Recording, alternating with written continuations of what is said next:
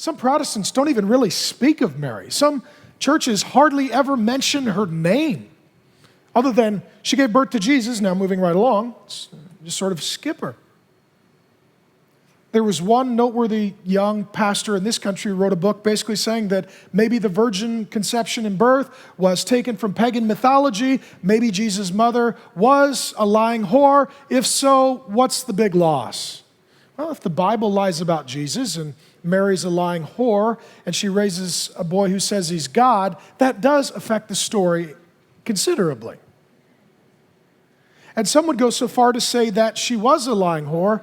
Something called the Jesus Seminar, which is a group of men educated beyond their humility, would get together and they would vote on what they thought should be in and out of the New Testament.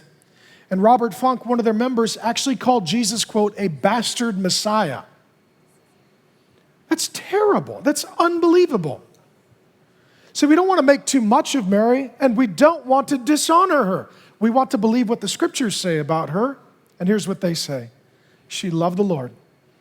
She was not a perfect woman, but she was a woman of faith.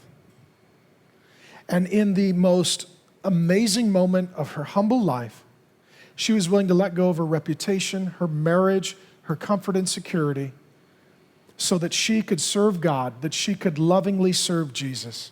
Let me say this to you. Mary should not be our object of faith, but she should be an example of faith.